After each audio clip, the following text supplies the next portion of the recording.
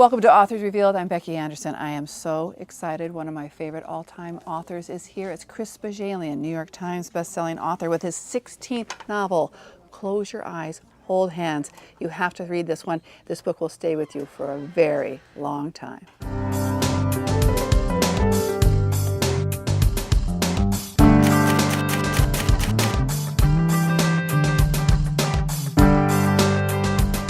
Well, Chris, welcome back to Anderson's in Naperville. It's a pleasure to be here. Thanks for having me. Well, it's been a while, and I can't tell you how thrilled many readers are that you're going to be here tonight. Thank you. It's great to be here. So, this is your 16th novel? It is. Oh, I had it right. So, after all these years and the amount of years you've been writing, and how is that feeling every time you put that baby out in the world and now it's on bookstore shelves everywhere? Is the feeling still the same, or has it changed since you've been doing this for quite a while? It varies dramatically by book. The reality is, I confessed to the Boston Globe a few weeks ago in an interview, I am responsible for some incredible tree-killing mediocrities. I liken what I do to being a pitcher for the Cubs or the White Sox. I go to the mound 35 times in a season, and if I'm really good, I'll win 20. But I'll still get knocked out of the box 6 or 7 or 8 times. So, sometimes I'll look at the book on a shelf and I'll think, I am so proud of that book. I'm so grateful that I wrote that book. And other times I will look at a book and think, wow, what were you thinking? Have you lost your mind? But you're your worst critic. We're not thinking that No, on our side. I can find some critics in newspapers who are way tougher. I know. But so your batting average is still excellent. So okay, there's no worries there. Yeah, so this okay. new book, Close Your Eyes, Hold Hands. To me, this book was heartbreaking, it was moving, it was frustrating, but it was so real, and in the story that it encompasses. And the main character, Emily, is just absolutely brilliant. One of the best characters. She's still in my head, and I finished this book several months ago. Thank you. So I want to know, where did the seed start to grow for this story? And I know you always have a great story that gives you that impetus, that the inspiration to start a new novel. First of all, thank you so much for loving Emily. Yeah. I love Emily. I love Emily so much as a father. I love Emily so much as a writer. I definitely do not view Close Your Eyes, Hold Hands as one of those tree-killing mediocrities. Good. I'm glad. I'm so proud of that book, and it will always be one of the most important books I ever write. The book had its origins when I was having lunch with a therapist who works with teens in trouble. I've written a column for a newspaper called the Burlington Free Press every Sunday but 3 for 22 plus years. Wow. And I've written a lot about teens in trouble in that column. Yeah. And this therapist over lunch started telling me about a couple kids who'd figured out how to build igloos made of trash bags filled with frozen leaves against the witheringly cold Burlington winter. Yeah. And I knew instantly that I wanted to write about one of those kids. Yeah, and that description of that igloo, of those bags, is so well described in this, and what happens when the weather gets cold and the bags freeze, and that's why they stick together. It's really cool. So the story begins, and Emily, the main character, Emily Shepard, she's 16, but then so much happens in her life. In horrific tragedy. Her father is a manager, or is the plant manager at a nuclear plant, and we're talking Northeast Kingdom, Vermont, which I always have loved the Northeast Kingdom. I love the way it's described. No other state has a Northeast Kingdom, But, this nuclear disaster happens, and both of her parents who work at the plant are killed. And Emily, of course, ends up being homeless. And we don't want to give too much of the story away. That's a beautiful summation of the situation she's in. Right. But she becomes homeless, but she's such she's so clever. She's just she just grabs you from the very beginning of this book. So I want to know, how did you channel her voice? Did you listen to your own daughter? Because the way she talks is so uniquely this Emily Shepard, And I love that so many of the reviews have compared her to Holden Caulfield. That's so true. That is so, at least 3 different reviews, including the AP review, have compared her to Holden Caulfield, which I'm thrilled, of course, by that. Yeah, sure. The voice came to me alchemically, but my daughter, who's 20 now, she read a rough draft when she was 19, and she said something really astute. She said, "Dad, take this as a compliment because I mean it that way, but I think your sweet spot as a novelist is seriously messed up young women." And she's right. I mean, I agree. Think of my best books and who narrates them. Connie Danforth in Midwives, Right. Laurel Estabrook in The Double Bind, Serafina Bettini in The Light in the Ruins, Ruins, yeah. Hatun, Nivart, Karine in The Sandcastle Girls. All women with emotional and in some cases physical scars. Right. And Emily Shepard in Close Your Eyes, Hold Hands is of a piece with all of those women. The difference I think is her interest in Emily Dickinson. Yeah. And the way that she herself is an aspiring poet, Yeah. an aspiring writer. Now, the other thing I will tell you about channeling her voice, while I have written across gender a lot, while I have written about, as my daughter would put it, seriously messed up women a lot, the difference here is the number of times in the course of writing this book that I texted my daughter in New York City and would say, okay, I need 5 hipsters speak euphemisms for wasted, hookup. And she would text me all of these great words. Oh, and I that's loved them. And wonderful. so many of those words appeared in the book, including my absolute favorite word in the book, bitch cakes. There you go. When you are really, really angry, you are bitch cakes. Right, right. Oh, that's excellent, because that's another aspect of this book that made it feel so real. That we're in the now, and even though this disaster and everything. So Emily's parents, her dad, drinking problem, and is blamed for this disaster. And like I said, I don't want to give too much away of the story. Right, wrongly, he's thrown But under he's the wrong, bus. and he's thrown under the bus. Of course, Emily is taking the brunt of this, but she, when she escapes, she doesn't want to go with the other kids and everything, with the caseworkers and everything after the disaster, and she ends up putting herself on the street and goes to Burlington, Vermont. And I thought with Burlington, and my oldest daughter went to UVM. I didn't know that. Yeah, but she, and having been to Burlington many times over the years, and there is that number of homeless people that in Burlington. I know you don't live that far from Burlington, and I just thought you captured the town. You captured the place so very well. Burlington's a great character. Yeah, it is. It truly is. There's some old time hipsters that have been there for a long time. There's just it's a unique place. So I want to know, and I know you do this for every book that you write, the amount of research you do. So on nuclear disasters, thinking of, the most recent one, the Fukushima, disaster, and going back to Chernobyl and others. So what did you do to help describe, because the aftermath of what happens to, streams, rivers, forests, and not let alone, the human population. How much research did you do on that? I did just enough. Okay. I'm not a nuclear engineer. I don't play one on TV. Right. But I did spend time Yeah. with some wonderful people, including Arnie and Maggie Gunderson. He used to run nuclear plants. He's a nuclear engineer, and she used to be a spokesperson for nuclear plants in the industry. And they are so smart and so wise. And I did love writing the dystopian scenes in the book. It is really fun as a writer to do scenes of mass exodus, to do scenes of chaos, and then, and this obviously won't be a spoiler, but to try to describe what is the landscape after a nuclear meltdown.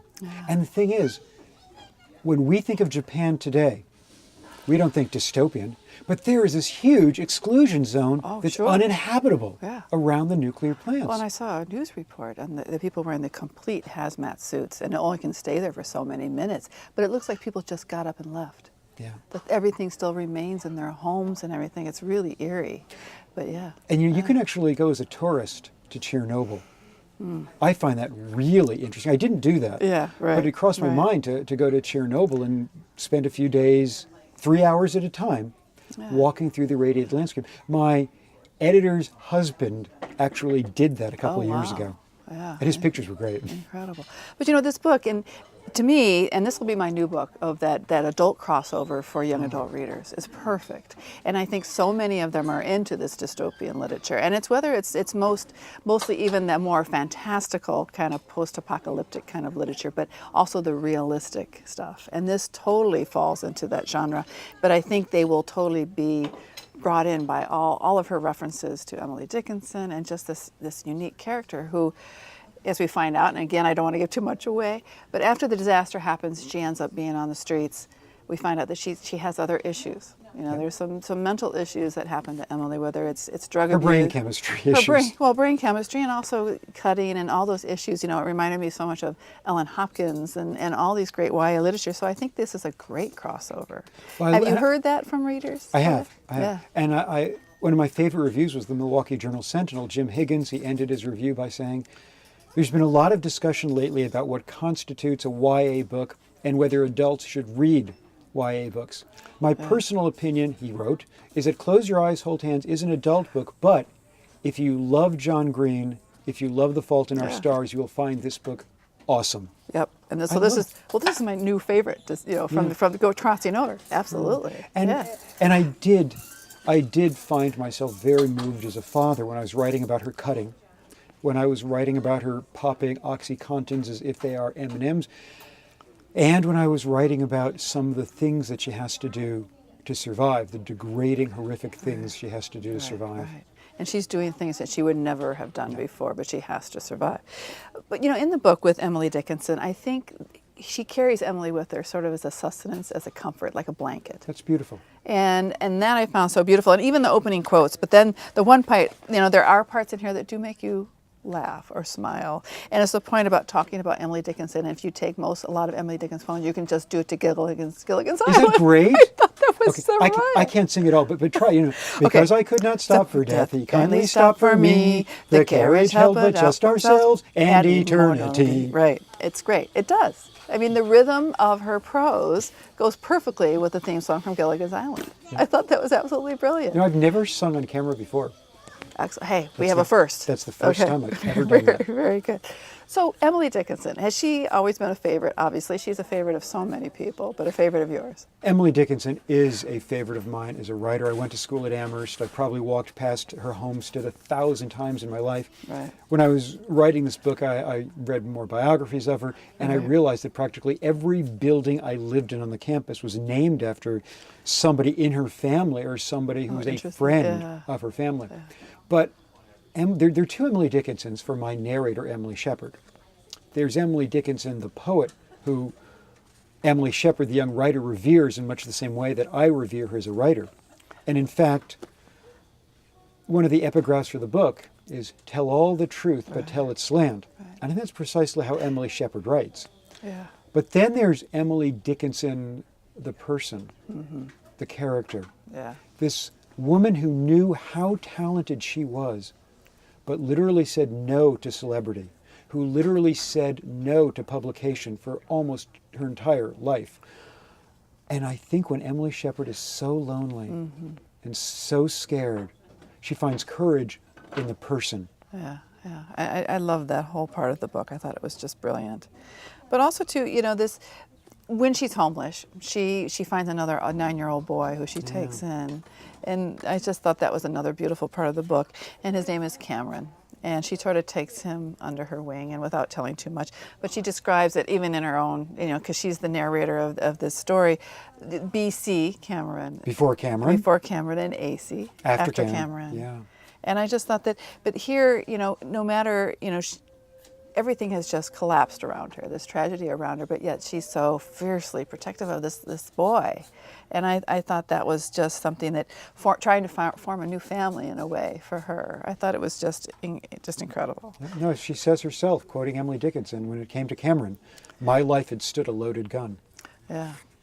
So Vermont's Northeast Kingdom, and you live in Vermont and a little bit south of it. So in Vermont in real life only has one nuclear plant, but it's in southern Vermont. It's closer to Brattleboro, and it's I think it's Vermont Yankee. Yeah, the Yankee. But I read something that maybe that plant may close at the end of this year. The plant will close by the end of this year. It will be decommissioned. Yes, that is correct. And is it because it had some issues, safety issues? It did have some issues, but that's not why it's closing. Okay. Here's the irony. Okay. Its license expired in 2012. Okay. The Vermont legislature did not want to renew the license, but the Vermont legislature discovered that it wasn't their decision. It was up to the NRC. Oh, and the NRC granted a lengthy extension. I think it was 20 years. Right. The plant has had problems. Part of a cooling tower collapsed a few years ago. There have been radioactive tritium leaks found in the soil and the groundwater.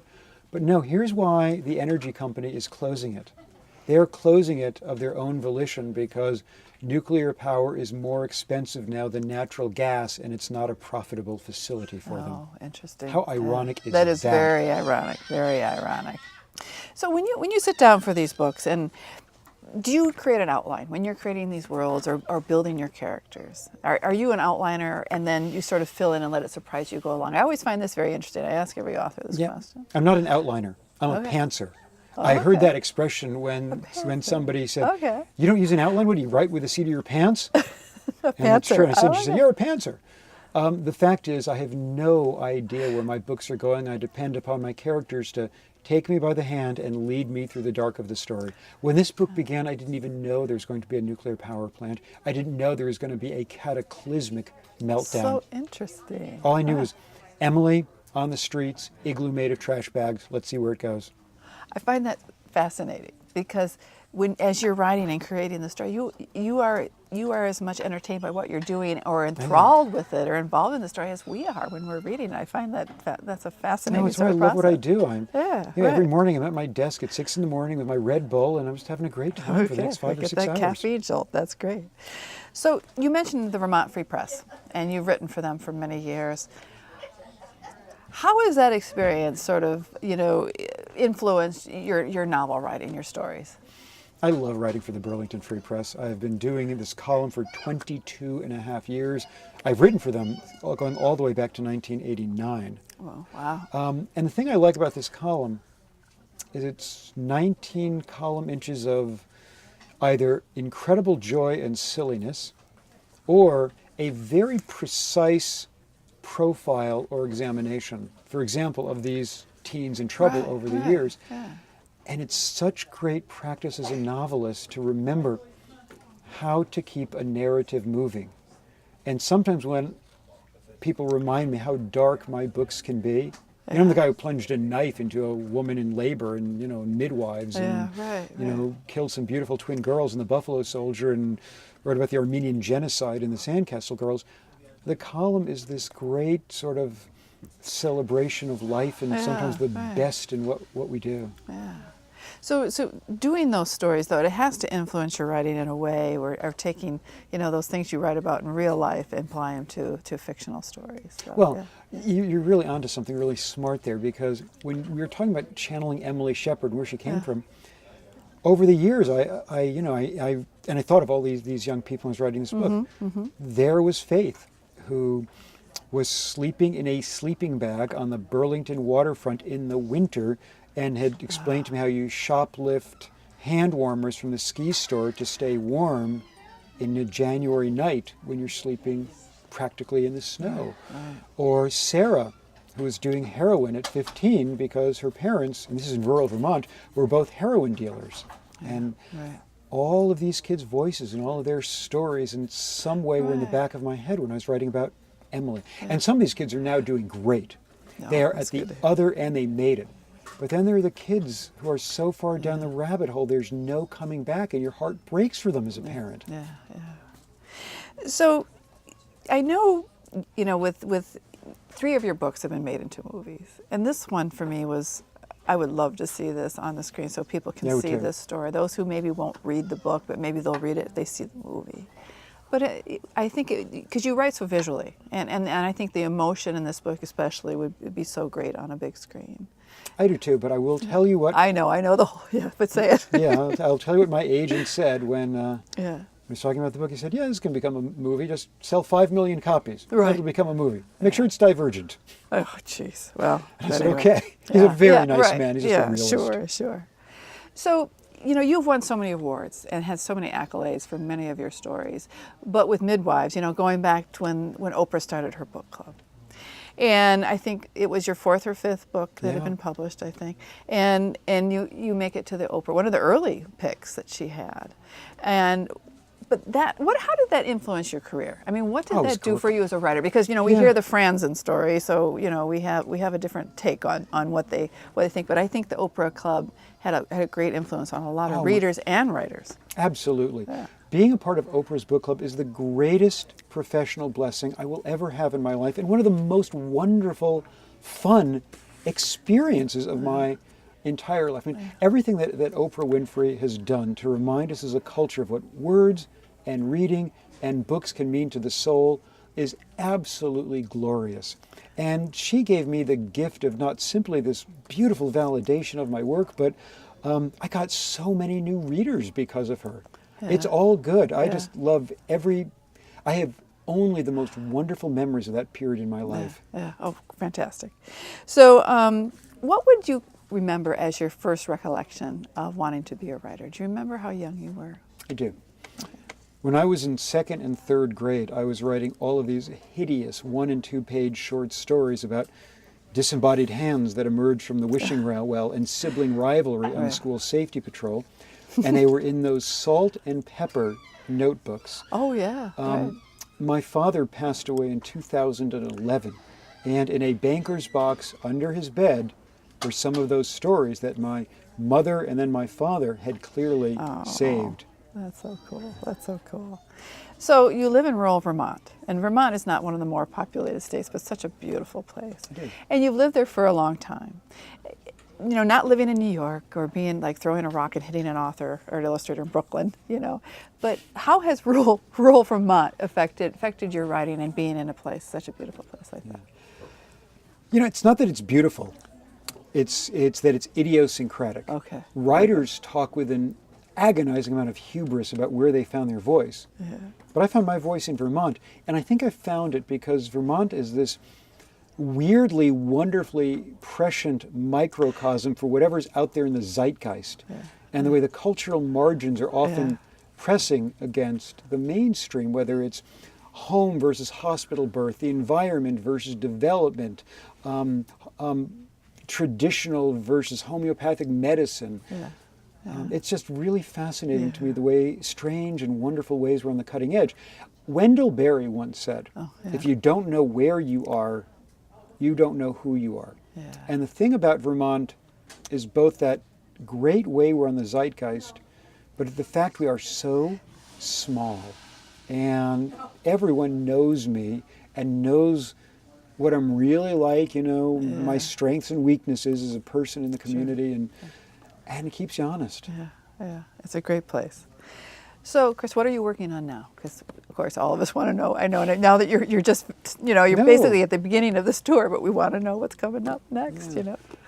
I don't have a title for it, but I do have a rough draft. Whenever I leave on a tour, I like to have at least even if it's very rough, some kind of draft left. So when I return from the tour, I can resume it, work on it, and if I die in a plane crash, cerebral aneurysm, or at the hands of a disgruntled fan, my editor can, put the book together. Yeah, right. So the book you will see next is about two young women, one from Volgograd and one from Yerevan, who are sex trafficked into New York City.